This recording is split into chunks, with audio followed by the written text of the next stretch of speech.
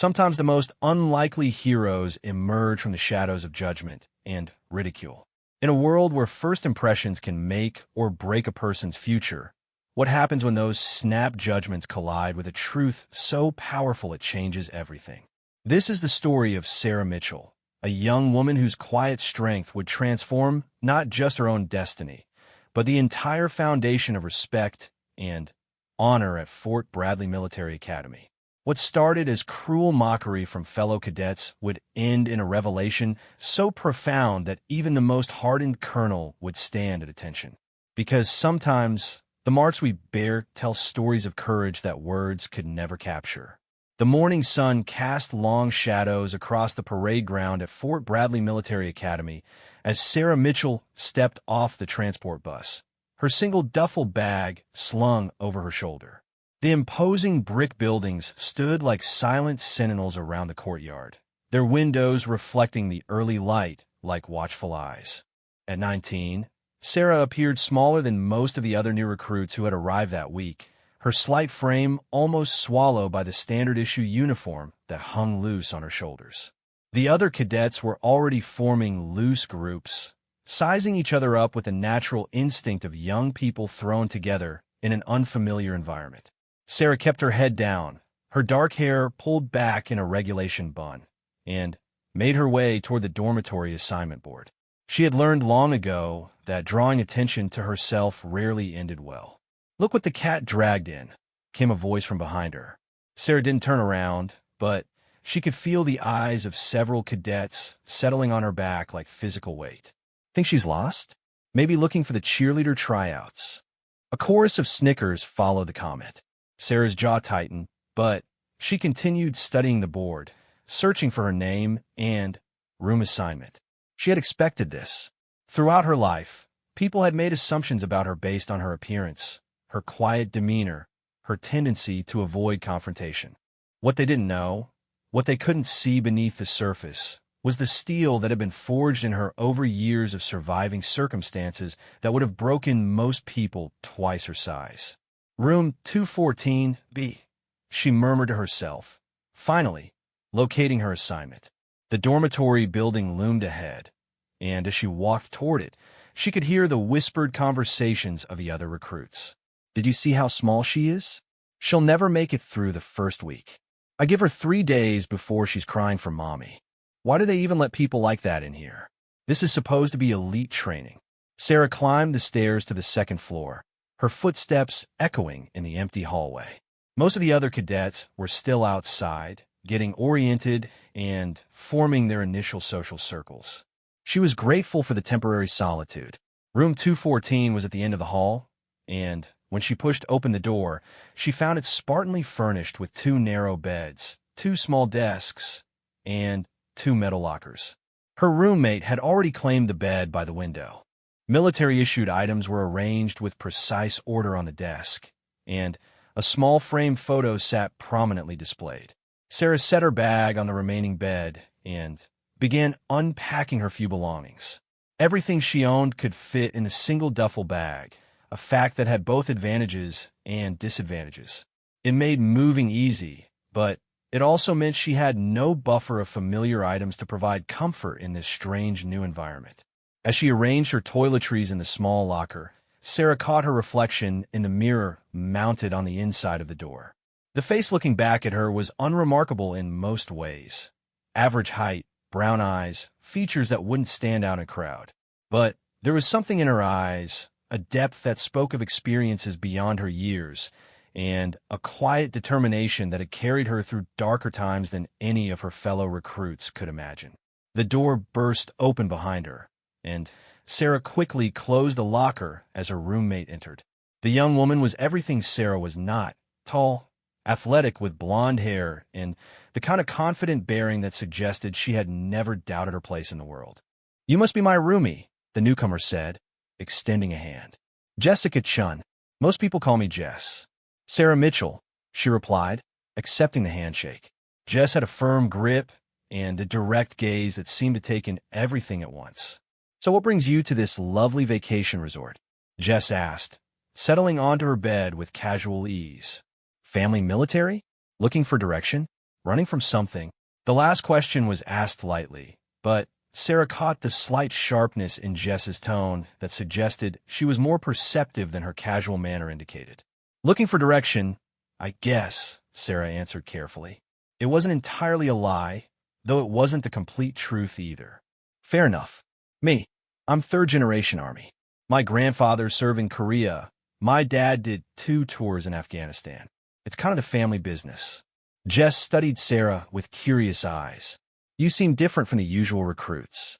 Quieter. Most people who show up here are either trying to prove something or running their mouths about how tough they are. Before Sarah could respond, voices in the hallway announced the arrival of more cadets returning from their initial orientation. The sounds of doors slamming, footsteps, and loud conversations filled the building as the new recruits settled into their temporary homes. Dinner's in an hour, Jess said, checking her watch. Then we get our first taste of what the next few months are going to be like. Hope you're ready for it. Sarah nodded, though she wasn't sure anyone could truly be ready for military training.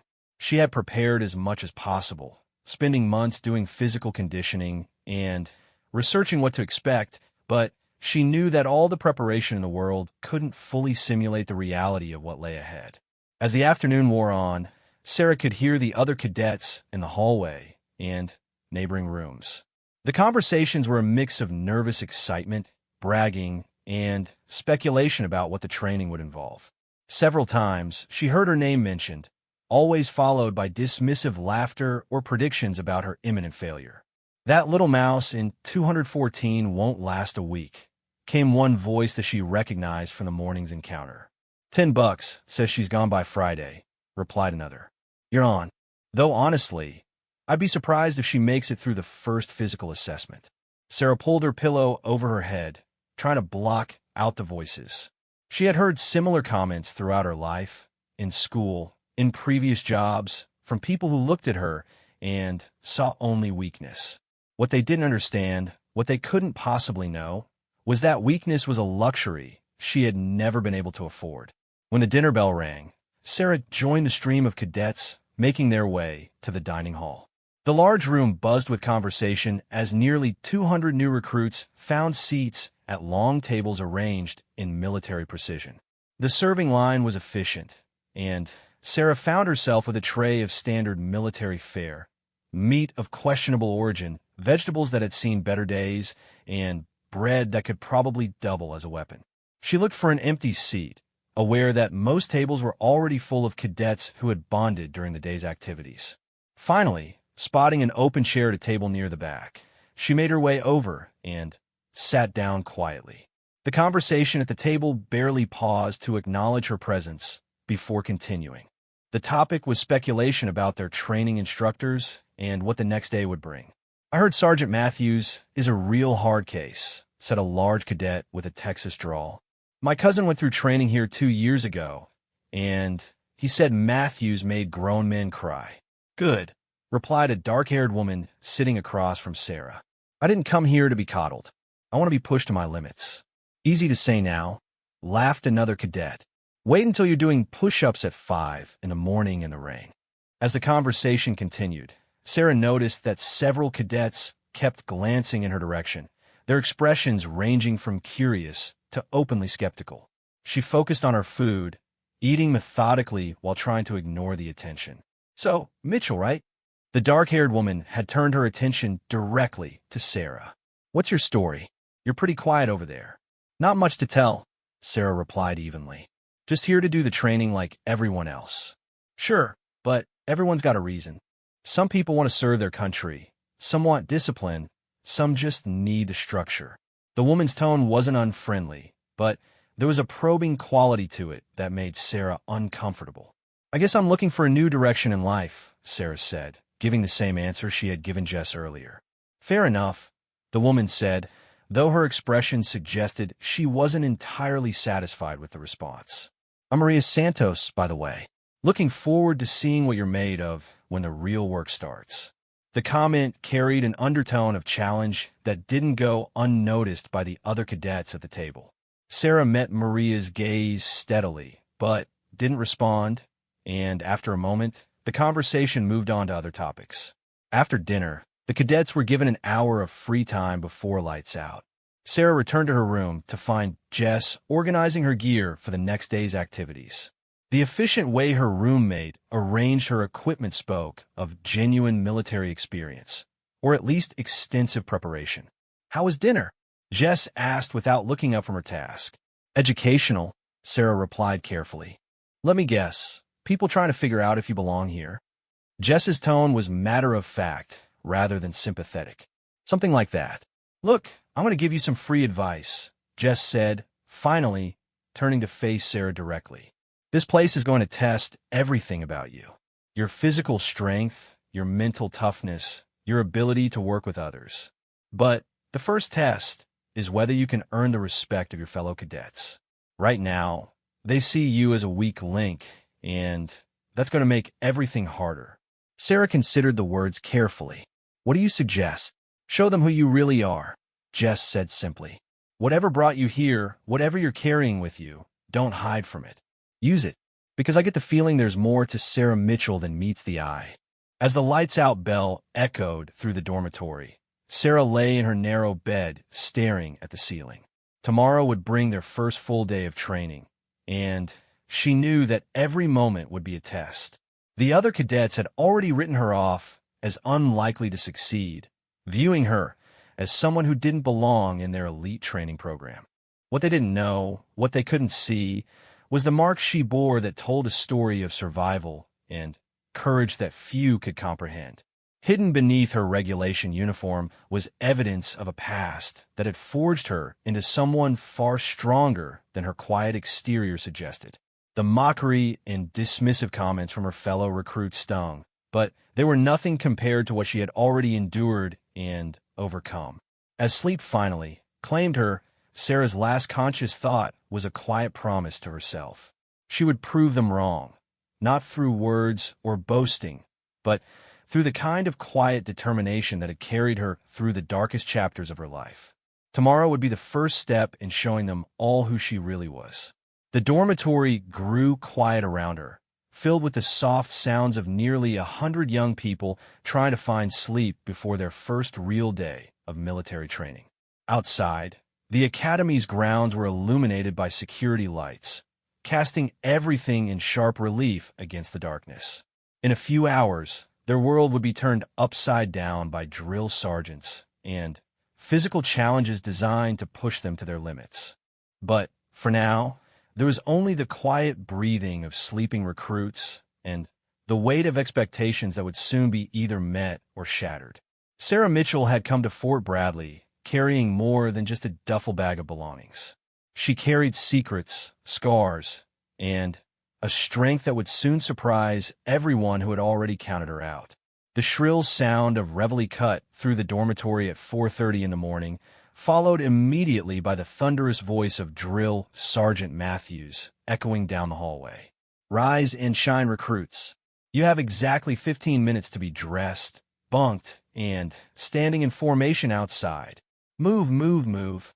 Sarah was awake instantly, her body responding to the wake-up call with the reflexes of someone who had learned to be alert at all hours.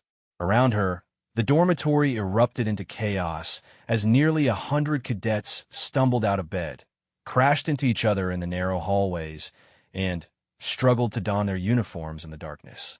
Jess was already up and moving with military precision, her movements economical and efficient. Sarah followed suit, pulling on her uniform and lacing her boots with practiced speed. The cacophony of voices, slamming locker doors, and running footsteps created a symphony of barely controlled panic. "Where's my other boot?" someone shouted from down the hall. "Has anyone seen my belt? How do you make these stupid beds?" Sarah had her gear ready and her bed made to regulation standards while many of her fellow cadets were still searching for missing items.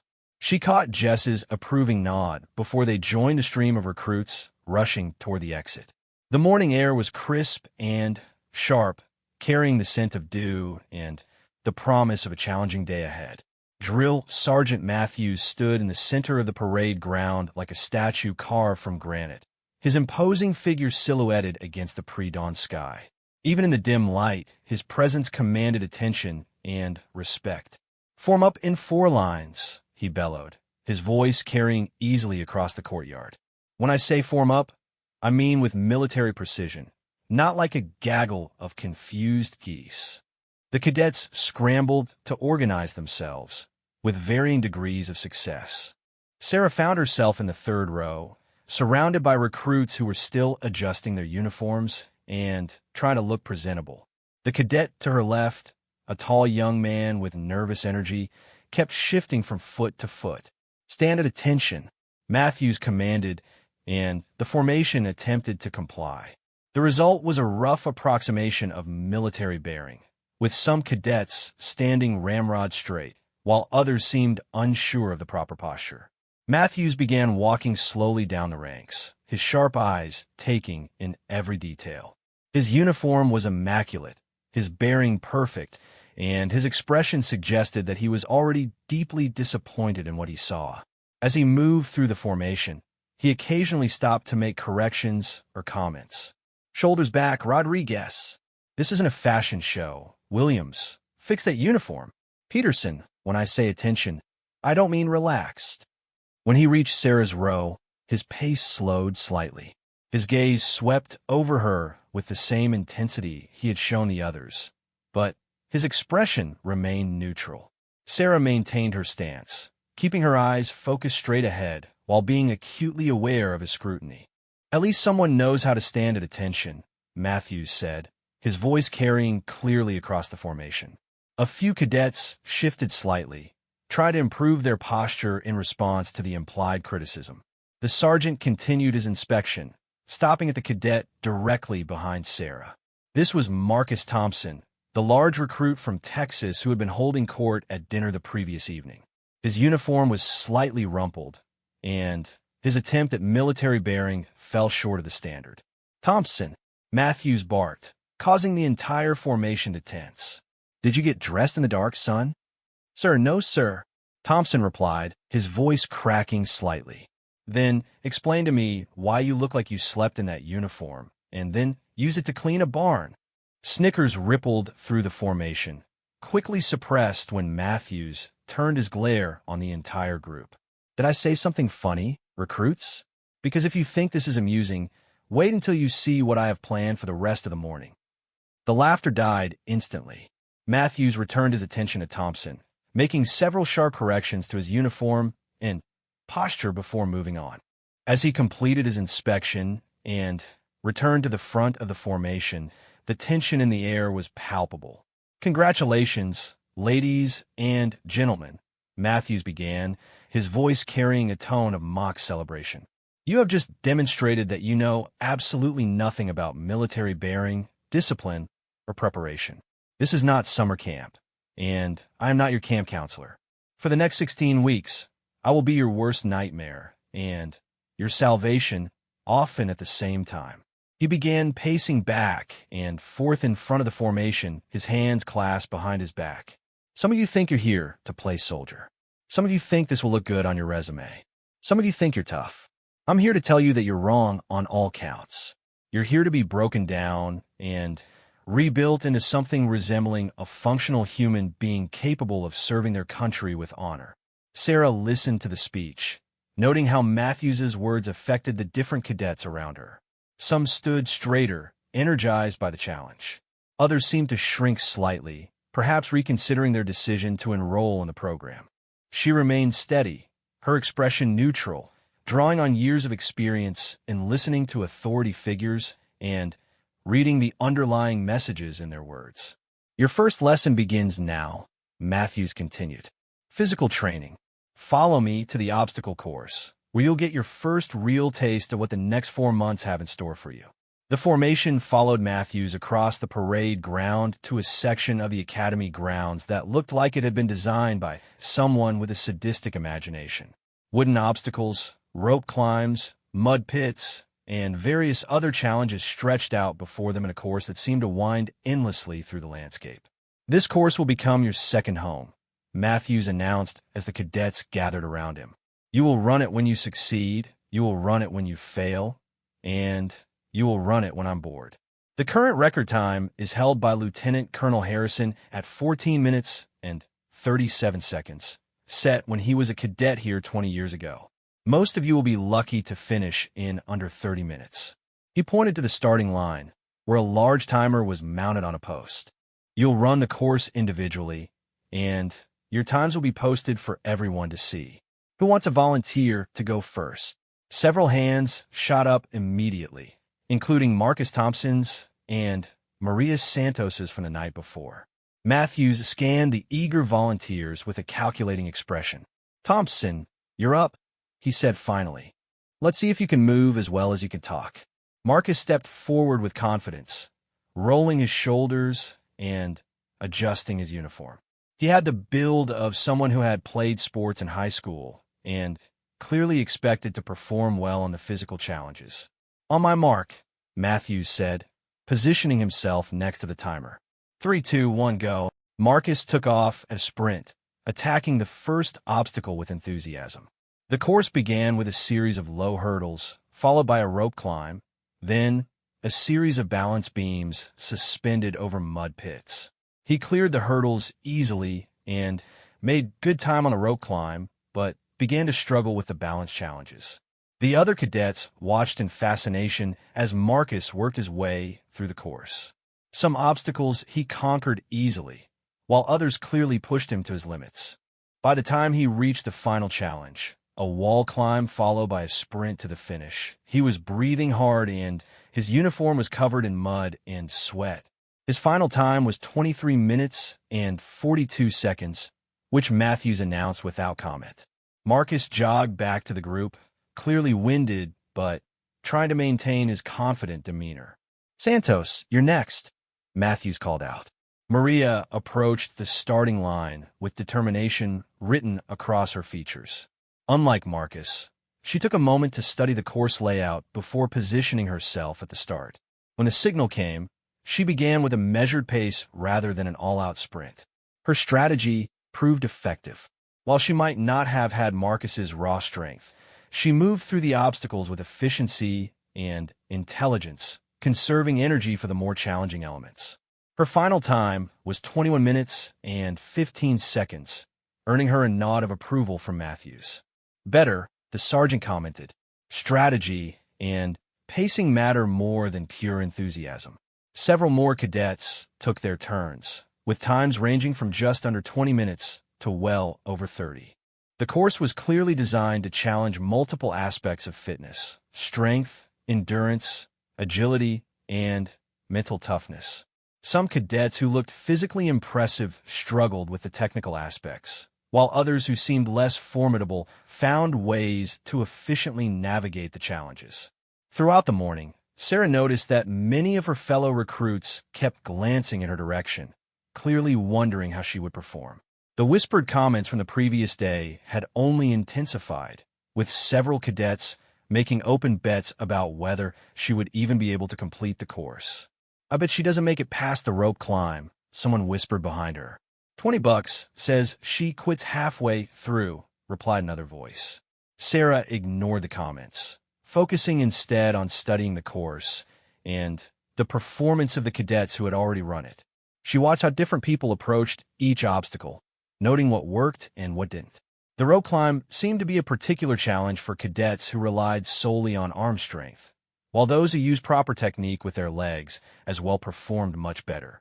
When Matthews finally called her name, a hush fell over the gathered recruits. Sarah stepped forward calmly, removing her jacket and rolling up her sleeves in preparation. As she did so, she was careful to keep her movements controlled, not wanting to draw attention to the long sleeves she always wore. "Mitchell," Matthews said, studying her with interest. "Let's see what you've got." Sarah took her position at the starting line, feeling the weight of nearly 100 pairs of eyes on her back. She had been in situations like this before, moments where everyone expected her to fail, where the odds seemed stacked against her, where she had to prove herself against the assumptions and prejudices of others. "Ready?" Matthews asked, his hand hovering over the timer. Sarah nodded, settling into a starting position that spoke of someone who had spent considerable time training. Her breathing was controlled, her muscles relaxed, but ready, and her focus was complete. Go! She exploded from the starting line with surprising speed, her slight frame moving with an efficiency that immediately caught the attention of everyone watching. She cleared the first series of hurdles with fluid grace, her stride never breaking as she approached the rope climb. This was where many expected her to struggle, but Sarah attacked the rope with a technique that spoke of extensive practice. Using her legs to grip and push while her arms pulled, she ascended quickly and smoothly, reaching the top in a time that rivaled some of the strongest cadets who had gone before her. The balance beams over the mud pits were next, and here her smaller size became an advantage. Where larger cadets had struggled with their center of gravity, Sarah moved across the narrow beams with the confidence of someone comfortable with precarious situations. Murmurs began to ripple through the watching crowd as Sarah continued through the course, maintaining her pace and showing no signs of the fatigue that had affected other cadets. The obstacles that had proven challenging for others seemed to barely slow her down.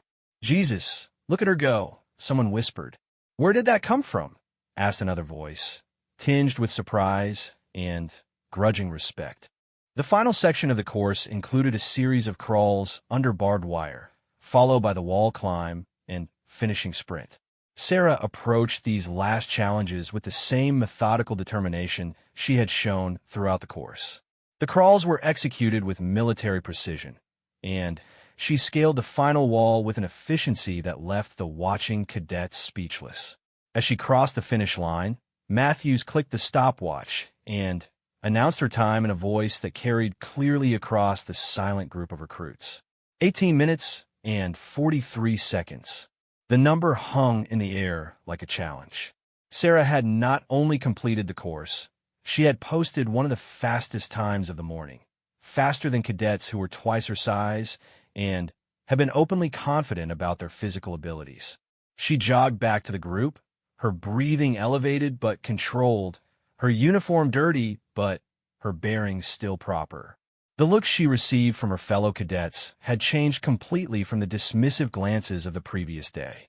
Now there was surprise, respect, and, in some cases, a wariness that suggested they were reassessing everything they thought they knew about their quiet fellow recruit.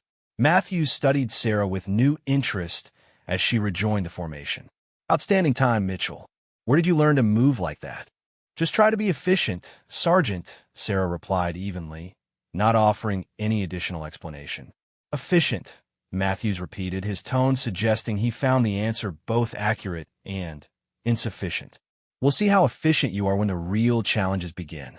As the morning training session continued with additional physical assessments, the atmosphere among the cadets had shifted noticeably. The easy dismissal of Sarah as a weak link in their group had been replaced by curiosity and a new respect for her capabilities. However, this also brought a different kind of attention that Sarah found equally uncomfortable. During a brief water break, several cadets approached her with questions and comments about her performance. "That was incredible," said one recruit, a young woman named Amy Chun. "Have you done obstacle course training before? Where did you learn to climb like that?" asked another. "Are you some kind of athlete or something?" Sarah deflected the questions politely but firmly, not offering details about her background or training. This only served to increase the curiosity of her fellow recruits, who were now viewing her as something of a mystery rather than the easy target they had originally assumed. Marcus Thompson, still smarting for being outperformed by someone he had initially dismissed, approached with a different attitude. "Nice run, Mitchell," he said, though his tone suggested the compliment was grudging. "Guess appearances can be deceiving." "Thank you," Sarah replied simply, not taking the bait of the implied challenge in his words. As the day continued with classroom sessions on military history, protocol, and basic procedures, Sarah found herself the subject of continued attention and speculation. Her fellow cadets were now reassessing not just her physical capabilities, but everything about her. The quiet, unassuming recruit who had arrived the day before had been revealed to possess skills and abilities that contradicted their initial assumptions. But even as she had proven herself in one arena, Sarah knew that the real challenges lay ahead. Military training was about far more than physical fitness, and the respect she had earned through her performance on the obstacle course would need to be maintained through every subsequent test and challenge. More importantly, she was aware that her impressive performance had drawn the kind of attention she had always tried to avoid. People were asking questions, trying to understand where her abilities came from, and seeking to uncover the story behind her quiet exterior. As the first day of training drew to a close, Sarah reflected on how quickly things could change. In the span of a few hours, she had gone from being dismissed as unlikely to succeed to being viewed as one of the most capable recruits in their group. But she also knew that this new status came with its own set of challenges and expectations. The mark she bore, hidden beneath her uniform, was a reminder of experiences that had taught her that survival often depended on being underestimated by others. Now, for the first time in years, she was being seen as formidable rather than vulnerable. It was a shift that would require careful navigation in the days and weeks ahead. 3 weeks into training, the initial excitement and nervous energy of the new recruits had given way to the grinding reality of military discipline. Days began before dawn and ended well after sunset, filled with physical training, classroom instruction, field exercises, and countless hours of drill and ceremony practice. The Academy's training regimen was designed to push cadets to their limits and beyond, separating those who could adapt and thrive from those who would ultimately fail. Sarah had settled into the routine with the same quiet determination she brought to everything else. Her performance remained consistently excellent across all areas of training. She excelled in physical fitness, absorbed classroom material with remarkable efficiency, and demonstrated an intuitive understanding of military tactics and strategy that impressed even the most demanding instructors. Yet despite her obvious competence, she remained something of an enigma to her fellow cadets. While her initial performance on the obstacle course had earned their respect, her continued reluctance to share details about her background or engage in the casual camaraderie that bonded many of the other recruits created a distance that some found frustrating. "She's like a ghost," complained David Park, one of the cadets who had tried repeatedly to draw Sarah into conversations about their lives before the academy. "Polite enough, answers when spoken to, but never volunteers anything about herself. It's like she materialized out of thin air the day she arrived here." "Maybe she's just private," suggested Amy Chan, who had developed a grudging admiration for Sarah's consistency and competence. "Not everyone needs to be an open book. There's private, and then there's secretive," replied Marcus Thompson, whose initial dismissal of Sarah had evolved into something closer to resentment as she continued to outperform him in nearly every category. "Normal people have stories, backgrounds, families they talk about. She acts like she didn't exist before she got here." The speculation about Sarah's past had become a favorite topic of conversation among certain groups of cadets, particularly during the brief periods of free time they were allowed. Some theories were harmless enough, that she was from a wealthy family trying to avoid special treatment, or that she had military connections she wanted to keep private. Others were more dramatic, suggesting everything from witness protection programs to escape from abusive situations. Sarah was aware of the rumors and speculation, but she had long ago learned to tune out the noise of other people's curiosity about her life. What mattered was performing to the best of her ability and making it through the training program. Everything else was distraction. The 4th week of training brought new challenges designed to test the cadets' ability to work effectively as a team under extreme pressure. Sergeant Matthews announced that they would be participating in a series of field exercises that would require small groups to complete complex missions with limited resources and tight time constraints.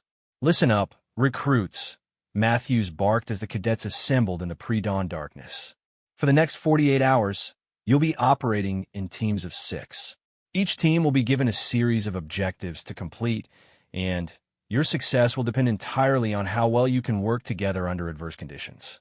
This is not individual competition. This is about unit cohesion and collective success." The teams were announced, and Sarah found herself grouped with Marcus Thompson, Maria Santos, David Park, Amy Chun, and a quiet cadet named Robert Williams who had consistently performed well, but rarely spoke during group discussions. It was, she realized, a carefully chosen mix of personalities and skill sets that would force them to find ways to work together effectively. Their first objective was to navigate to a checkpoint 5 miles away using only a compass and topographical map, while carrying a 50-pound pack containing supplies they would need for later portions of the exercise. The catch was that they had to complete the navigation in darkness, with only red-filtered flashlights that provided minimal visibility. "All right, people," Maria said as they examined their map, encompassed by the dim red light. "We need to establish a route that avoids the marshy areas shown on the topo map while making good time. Any navigation experience in this group?" Several hands went up tentatively. Marcus claimed experience from hunting trips with his father, while David mentioned hiking and camping experience from his Boy Scout days. Amy had some orienteering background from college ROTC programs. "What about you, Sarah?" Maria asked directly. "Any navigation experience?" Sarah studied the map carefully before responding. "Some," she said simply, which had become her standard response to questions about her background and abilities. "Some could mean anything," Marcus said with barely concealed irritation. "Either you can read a topo map and use a compass, or you can't. Which is it?" "I can read the map," Sarah replied evenly, not rising to the challenge in his tone. "Fine," Maria said, sensing the tension and moving to defuse it. "Let's combine our knowledge and come up with a route that works. We don't have time for personality conflicts." As they planned their route, Sarah made several quiet suggestions that demonstrated a sophisticated understanding of terrain analysis and route planning.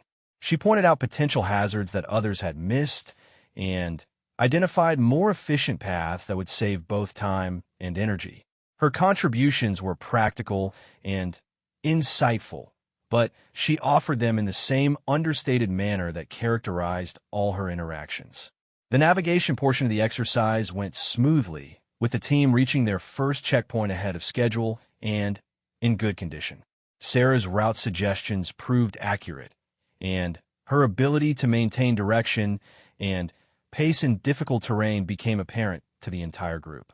"Nice job on those route modifications," Amy said as they took a brief rest at the checkpoint. "That detour around the ravine probably saved us an hour of difficult climbing." Sarah nodded acknowledgement, but didn't elaborate on how she had developed the skills to make such assessments. This pattern continued throughout the first day of the exercise, with Sarah consistently demonstrating competencies that spoke of extensive training and experience while offering no explanation of where that background had come from. As night fell and the team prepared for the next phase of their mission, establishing a camouflaged observation post and conducting surveillance of a simulated enemy position, tensions that had been building throughout the day came to a head. "All right, I've had enough," Marcus announced as they began setting up their equipment. "We're supposed to be a team, but we've got someone here who acts like she's on a completely different level from the rest of us while pretending to be just another recruit." "What's that supposed to mean?" Amy asked, though her tone suggested she understood the implication. "It means," Marcus continued, his voice rising slightly, "that normal cadets don't navigate like they've been doing it for years while claiming they only have some experience. Normal cadets don't move through terrain like they've had advanced infantry training while acting like they learned everything yesterday. And normal cadets don't demonstrate the kind of field skills that Sarah's been showing while giving one-word answers about their background." The other members of the team looked uncomfortable with the direction the conversation was taking, but there's also a clear sense that Marcus was voicing concerns that others shared. "Maybe we should focus on completing the mission," Robert suggested quietly, speaking up for one of the few times since the exercise had begun. "No," Marcus said firmly. "We're supposed to be building trust and unit cohesion, but how can we trust someone who won't even tell us basic things about herself? For all we know, she could be some kind of plant or observer evaluating our performance." "That's ridiculous," Maria interjected, but her tone lacked conviction. Sarah had been listening to the conversation while continuing to work on setting up their observation equipment. She finished adjusting the scope and rangefinder before turning to address the group. "You want to know about my background?" she said simply. "What specifically do you want to know?" The directness of the question seemed to catch Marcus off guard.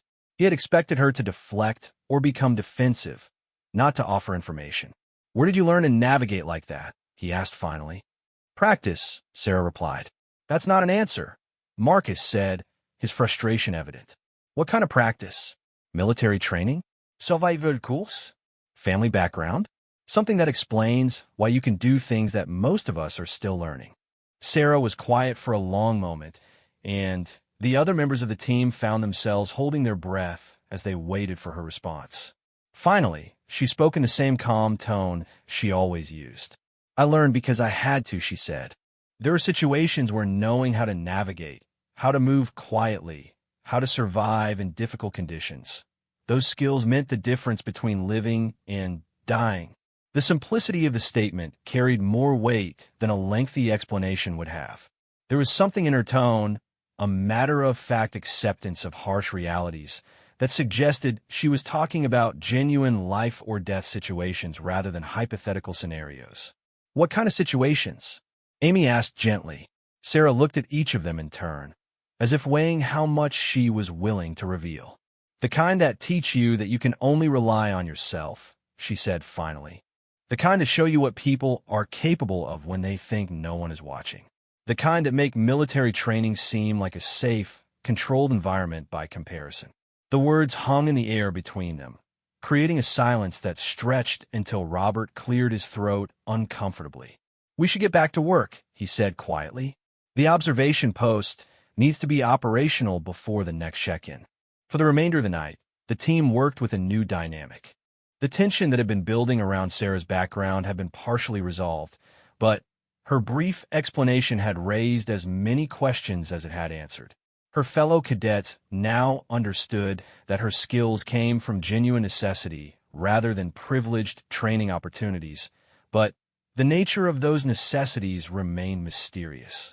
The second day of the exercise brought new challenges that tested not only their technical abilities, but their capacity to function effectively under extreme physical and mental stress.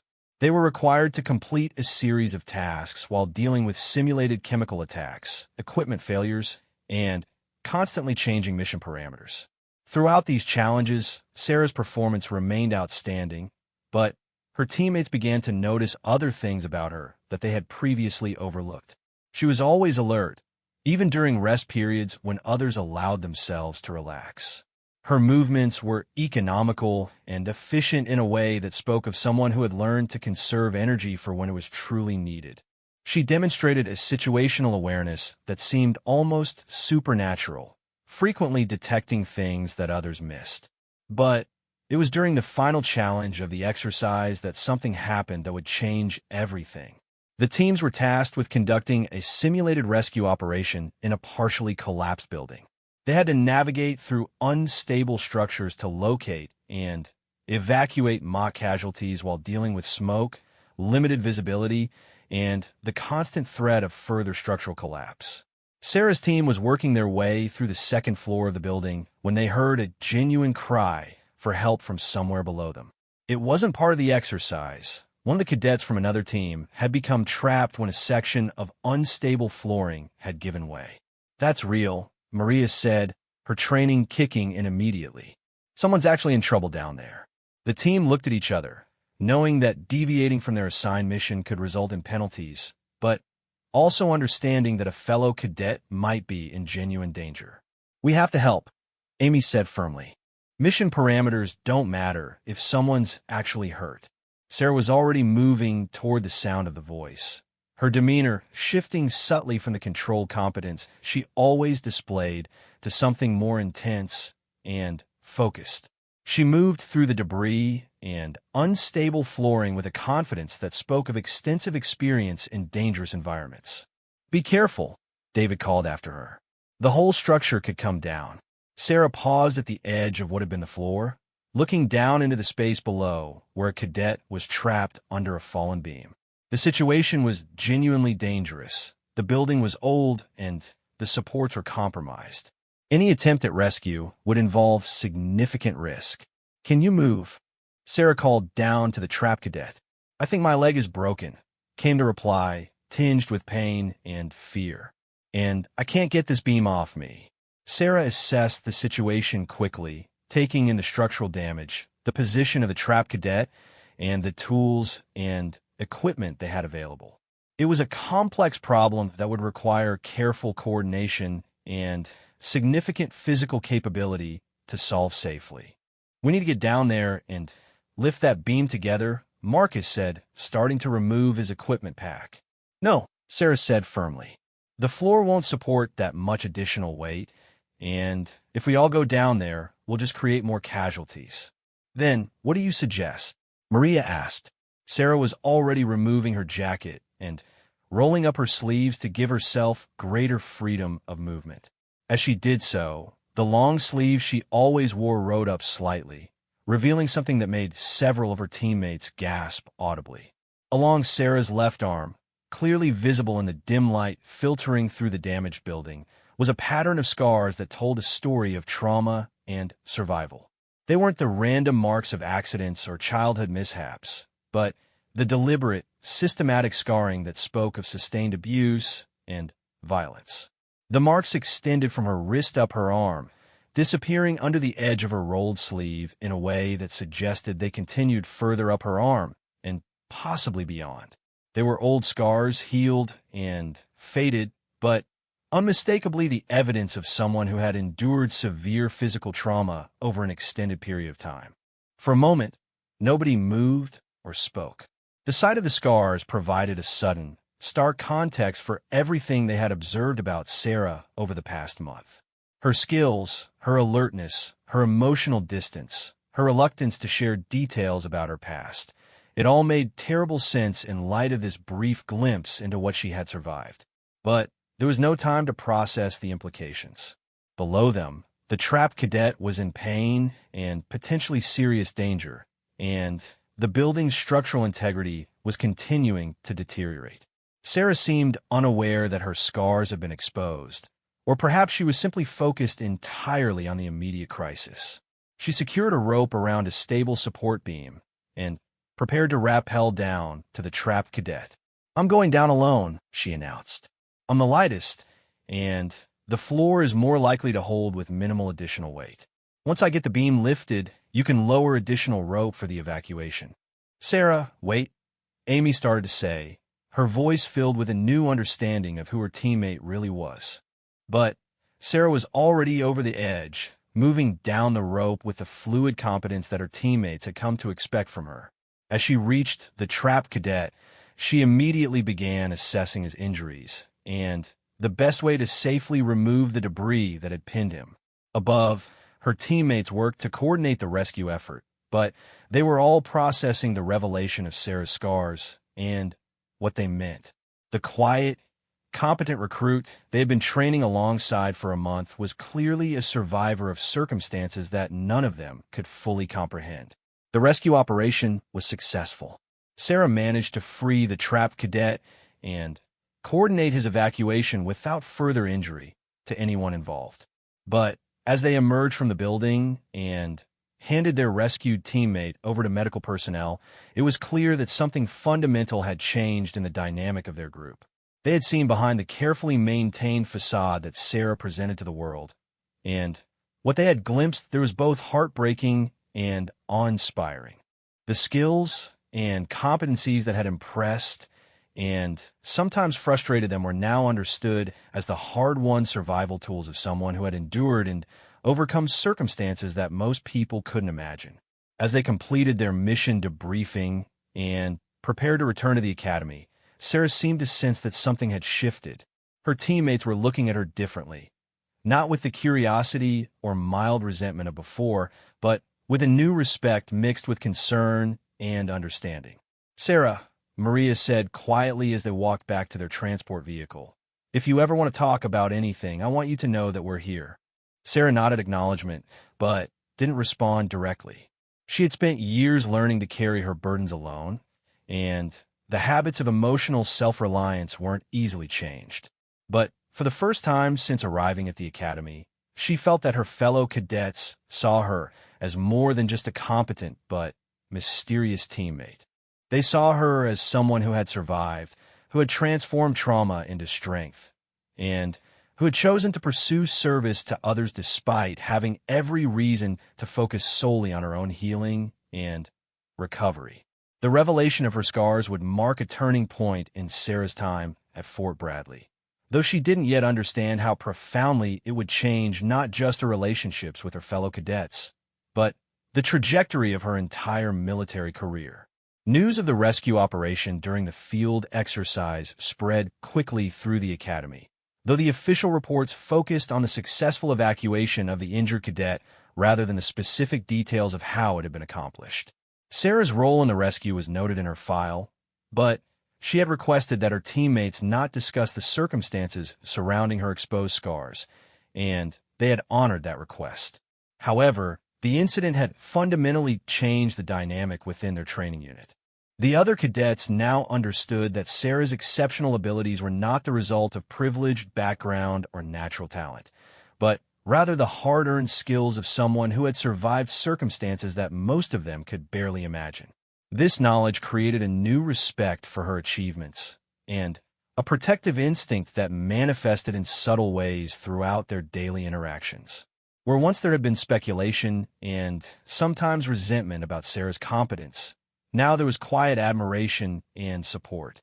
Her teammates began deflecting curious questions from cadets in other units, creating a buffer of privacy around her that allowed her to continue focusing on her training without constant scrutiny. Sarah herself seemed largely unaware of this shift in attitude, or perhaps she simply chose not to acknowledge it. She continued to approach her training with the same methodical dedication she had shown from the beginning, maintaining her high standards of performance while avoiding unnecessary attention or drama. It was during the 8th week of training that Colonel James Harrison, the Academy's commanding officer, began taking a more direct interest in Sarah's progress. Harrison was a decorated veteran with 30 years of military experience who had transformed Fort Bradley from a struggling training facility into one of the most respected military academies in the country. He made it his business to know every cadet in the program, but certain individuals inevitably caught his attention more than others.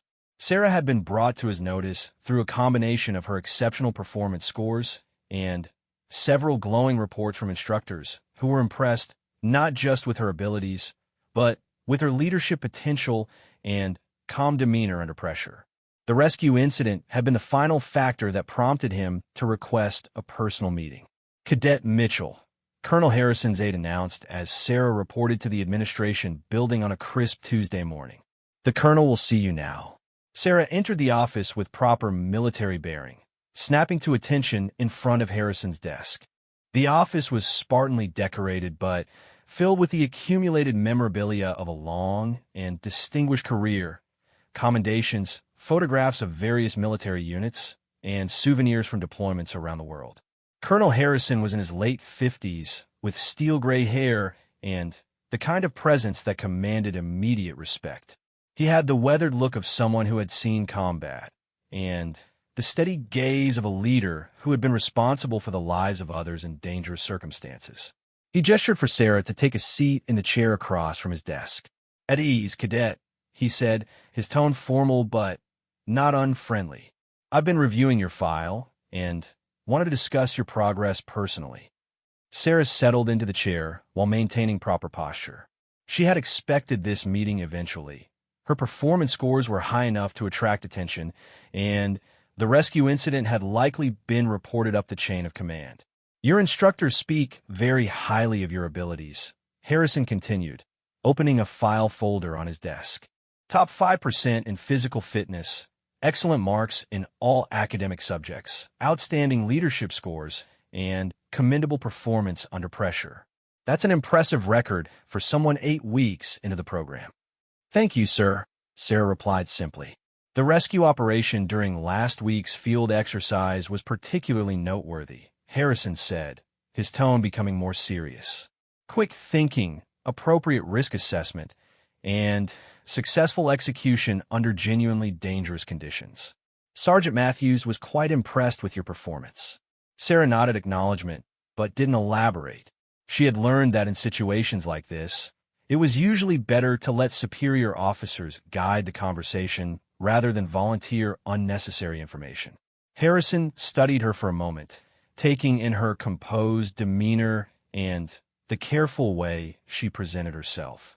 There was something about her bearing that suggested experiences beyond her apparent age, a quality that he had learned to recognize in soldiers who had been tested by genuine adversity. "Tell me about your background, Cadet Mitchell," he said finally. "What brought you to Fort Bradley?" Sarah had prepared for this question, knowing that eventually someone in authority would want more details about her history than the basic information in her application file. "I was looking for structure and direction, sir," she replied, giving the same answer she had used consistently since arriving at the academy. "The military seemed like an opportunity to serve something larger than myself, while developing skills that would be valuable in civilian life as well." It was a perfectly reasonable answer that could have applied to hundreds of cadets who had passed through the academy over the years. But Harrison's years of experience had taught him to listen not just to what people said, but to what they chose not to say. "That's a standard answer, Cadet," he said with a slight smile. "But your instructors tell me there's nothing standard about your performance or your background preparation. Skills like yours don't develop without extensive training and practice. Where did you acquire that training?" Sarah felt the familiar tension that came with probing questions about her past.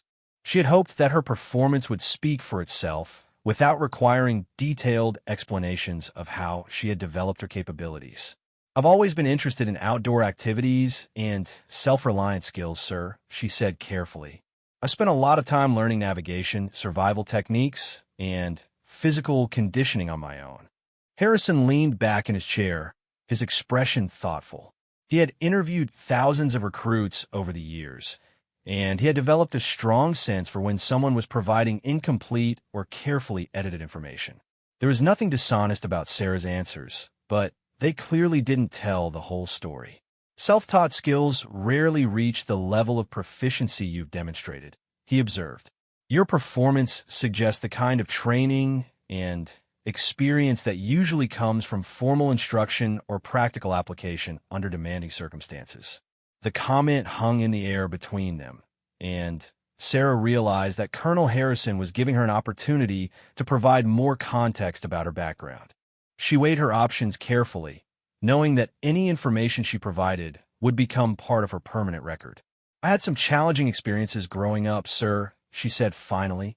"Situations where developing certain skills became necessary for personal safety and survival." It was the most direct acknowledgement of her past that she had given to anyone in authority at the academy, and she could see from Harrison's expression that he understood the implications of what she was saying. "I see," he said quietly.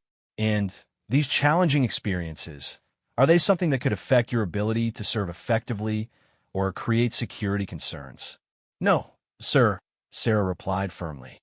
"My situation is resolved, and I have no ongoing legal or personal issues that would interfere with military service."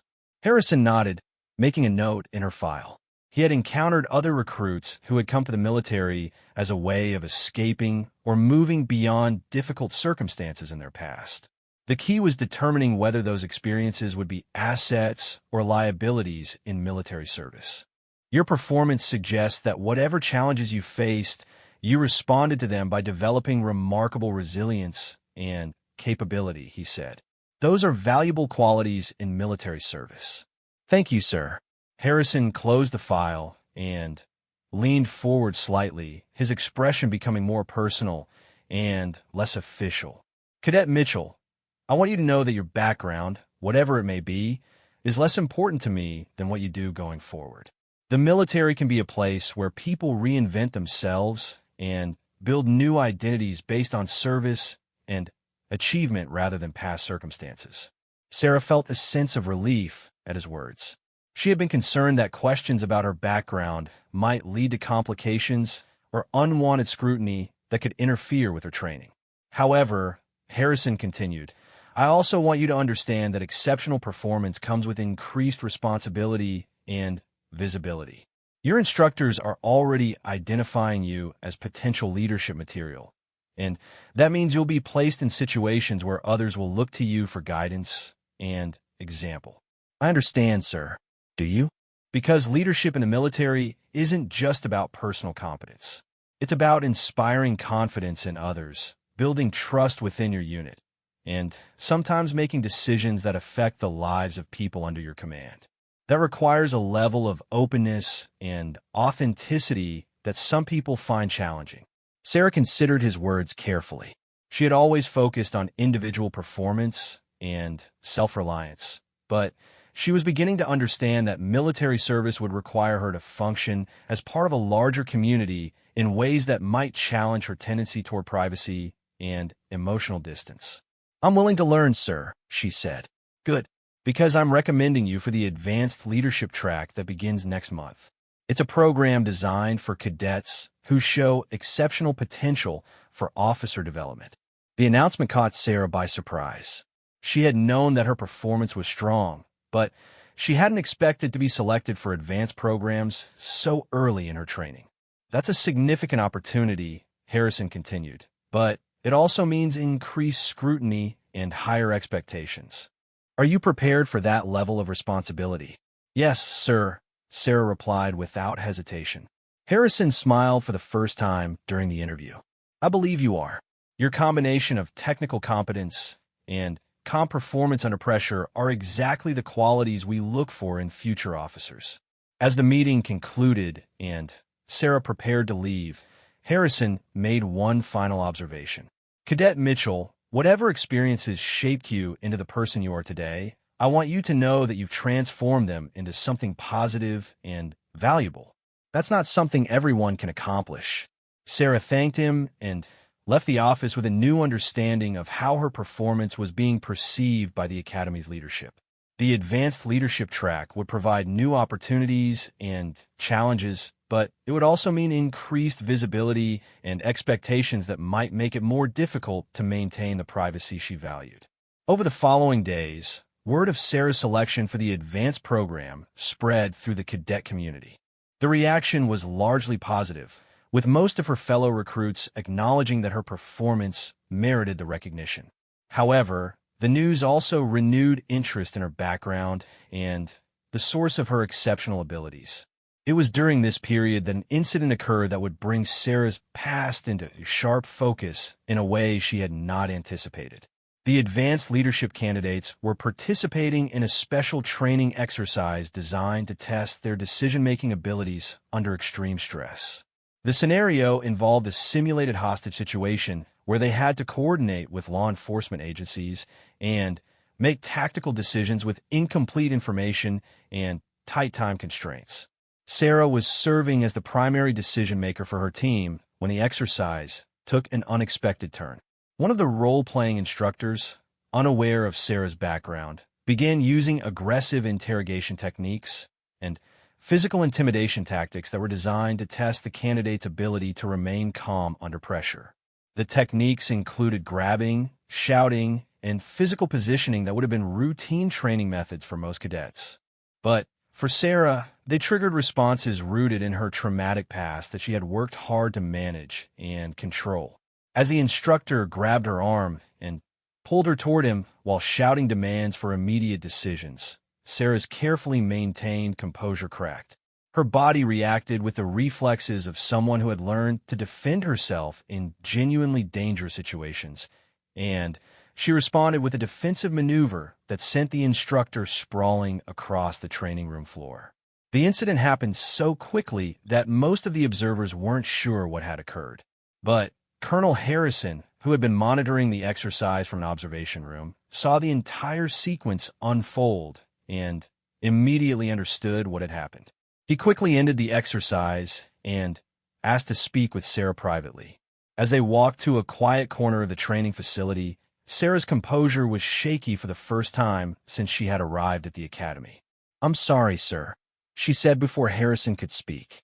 "That was inappropriate. I shouldn't have reacted that way to a training exercise." Harrison studied her carefully, noting the tension in her posture and the way she was unconsciously rubbing her arm where the instructor had grabbed her. "Cadet Mitchell," he said gently, "I think it's time we had a more complete conversation about your background." Sarah looked up at him, and for the first time since he had met her, Colonel Harrison saw genuine vulnerability in her eyes.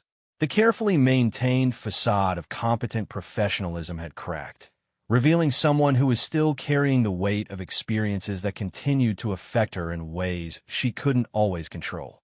"Yes, sir," she said quietly. "I think it is." As they walked toward Harrison's office for what would prove to be a conversation that changed everything, Sarah realized that her attempts to keep her past separate from her military service were no longer sustainable. The scars she bore, both visible and invisible, were part of who she was, and they would continue to influence her responses and reactions whether she acknowledged them or not.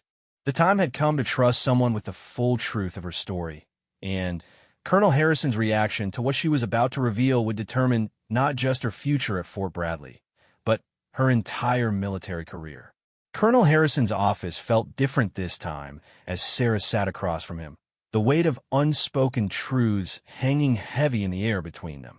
The composed, carefully controlled cadet who had impressed him with her performance and professionalism was gone, replaced by someone who looked younger and more vulnerable than he had ever seen her. "Take your time," Harrison said gently, settling back in his chair, "and understand that anything you tell me will be held in the strictest confidence unless it affects your ability to serve or the safety of others." Sarah took a deep breath, steeling herself for a conversation she had hoped never to have. For years, she had worked to compartmentalize her past, to transform herself from a victim into a survivor, and finally, into someone who could serve others. But the incident during the training exercise had made it clear that she couldn't fully escape the legacy of her experiences. "My name wasn't always Sarah Mitchell," she began slowly. "I was born Rebecca Sarah Williams in a small town in Montana. My father was an abusive alcoholic who worked sporadically in construction, and my mother died when I was 12. Harrison listened without interruption, his expression neutral but attentive. "After my mother's death, my father's drinking got worse, and so did the abuse. Physical at first, then other things." Sarah's voice was steady, but Harrison could see the tension in her posture as she spoke. "I learned to be very quiet, very careful, very good at reading moods and predicting when situations were about to turn dangerous." She paused, looking out the window at the academy grounds where other cadets were going about their training routines. "When I was 14, my father brought home a friend of his who had similar problems with alcohol and anger. This man decided I was old enough to be interesting to him in ways that went beyond my father's usual abuse." Harrison felt his jaw tighten, but he kept his expression carefully controlled. He had heard similar stories before, too many times, and he knew that survivors needed to tell their experiences without interruption or judgment. "I fought back," Sarah continued, her voice gaining strength. "I had gotten very good at defending myself against my father, but this was different, more violent. The scars on my arms are from that night. Cigarette burns, knife cuts, things that were meant to teach me not to resist." She rolled up her sleeve slightly, revealing the marks that her teammates had glimpsed during the rescue operation. In the clear light of Harrison's office, the pattern of deliberate scarring was even more evident. "But I did resist. I fought until I could get away, and then I ran. I lived on the streets for almost 2 years, learning to survive in ways that most people can't imagine. That's where I developed the skills that you've been noticing: navigation, situational awareness, physical conditioning, the ability to function on very little sleep or food." Harrison was beginning to understand the full scope of what Sarah had endured and overcome. Her exceptional performance at the academy wasn't the result of natural talent or privileged training. It was the product of genuine survival experience under the most challenging circumstances imaginable. "How did you get from the streets to here?" he asked quietly. "When I was 16, I was picked up by social services and placed in a group home. The woman who ran it was a former Army medic named Eleanor Chun, Amy Chen's aunt, actually, though we didn't know we'd end up here together. Eleanor had worked with trauma survivors before, and she understood what I needed. Sarah's expression softened slightly as she talked about Eleanor's influence on her life. She didn't try to pretend that what had happened to me didn't matter, or that I could just forget it and move on. Instead, she helped me understand that my survival skills and resilience could be strengths rather than just defensive mechanisms. She's the one who suggested military service as a way to channel what I had learned into something positive. And you've been working toward that goal ever since? Yes, sir. I got my GED, spent 2 years in community college while continuing physical training and skill development. Eleanor helped me understand that my experiences, as terrible as they were, had taught me things that could be valuable in military service. Discipline, situational awareness, the ability to function under extreme stress. Sarah met Harrison's eyes directly for the first time during the conversation. I changed my name legally when I turned 18, not to hide from my past, but to claim ownership of my future. Sarah Mitchell is who I chose to become, built on the foundation of what Rebecca Williams survived. Harrison was quiet for a long moment, processing what he had heard. In 30 years of military service, he had encountered many remarkable stories of resilience and transformation, but Sarah's journey from abuse victim to accomplished cadet was extraordinary by any measure.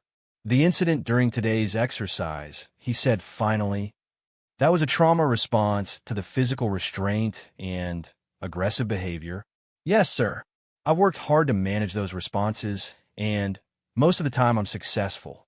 But certain combinations of physical contact and aggressive behavior can still trigger defensive reactions that I don't fully control.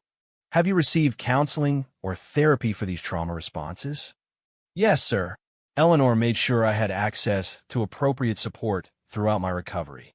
I continue to work with a counselor who specializes in trauma recovery and military service. She's been helping me understand how to manage my responses in military training environments. Harrison nodded approvingly. That shows wisdom and self-awareness that many people never develop. He stood and walked to the window, looking out at the training grounds where Sarah's fellow cadets were preparing for their afternoon exercises. Cadet Mitchell, and I use that name because it represents who you have chosen to become. What you shared with me today doesn't change my assessment of your potential as a military officer. If anything, it reinforces my belief that you have exceptional qualifications for leadership. Sarah felt a wave of relief wash over her. She had feared that revealing her background would disqualify her from continued service or mark her as damaged goods unsuitable for military responsibility. However, Harrison continued, it does mean that we need to make some adjustments to your training program to account for your specific triggers and responses. I'm going to recommend that you work with our military psychologist to develop strategies for managing trauma responses in high-stress training situations. Understand, sir. I'm also going to have a conversation with your instructors about modifying certain training techniques to avoid unnecessary triggering of defensive responses. This isn't about giving you special treatment. It's about maximizing your ability to learn and perform effectively. Harrison returned to his chair and leaned forward, his expression becoming more personal. Sarah, I want you to understand something important. The military has traditionally not done a good job of recognizing or accommodating trauma survivors, especially those whose trauma occurred outside of military service. But that's changing, and leaders like you are part of that change. Sir, your combination of survival skills, resilience, and determination to serve others despite your own difficult experiences makes you exactly the kind of officer the modern military needs. You understand adversity in ways that most people never will, and that gives you the potential to be an exceptional leader. Sarah felt tears threatening for the first time in years. She had spent so long working to prove that she could overcome her past that she had never considered that it might actually be an asset rather than a liability. There's something else I want to discuss with you, Harrison continued. I think you should consider sharing at least some of your story with your fellow cadets.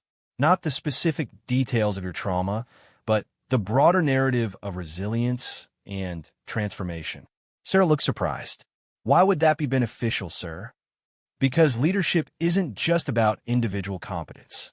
It's about inspiring others and helping them understand that obstacles can be overcome. Your story could be incredibly powerful for other cadets who are struggling with their own challenges. Harrison opened Sarah's file and made several notations. I'm going to recommend you for early commissioning as a second lieutenant upon completion of your training. Your combination of practical skills, academic performance, and leadership potential makes you an ideal candidate for accelerated advancement. Thank you, sir. I won't let you down. I know you won't. But I also want you to know that your value to the military extends beyond your individual performance. Survivors like you who choose to serve others represent the very best of what military service can be. The transformation of personal adversity into strength that protects and supports others. As the formal portion of their conversation concluded, Harrison's tone became more personal and reflective.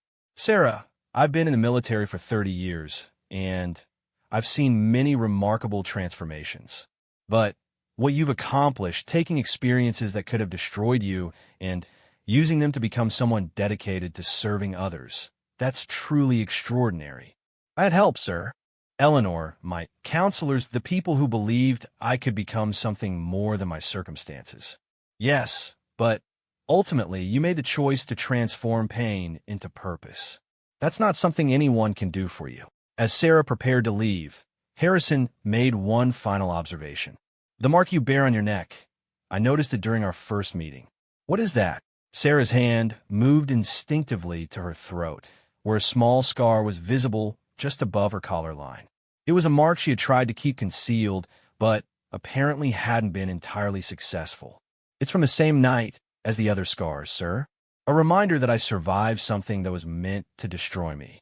Harrison nodded solemnly. Then, it's not a mark of shame, it's a badge of honor.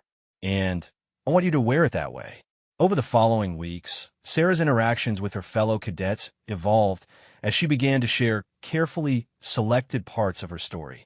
Not the graphic details of her abuse, but the broader themes of resilience, survival, and choosing to serve others despite personal adversity. The response from her peers was overwhelmingly positive. Rather than viewing her as damaged or different, they came to see her as an inspiration and a reminder that strength could emerge from the most challenging circumstances. Her quiet competence and leadership abilities took on new meaning when understood in the context of what she had overcome to be there.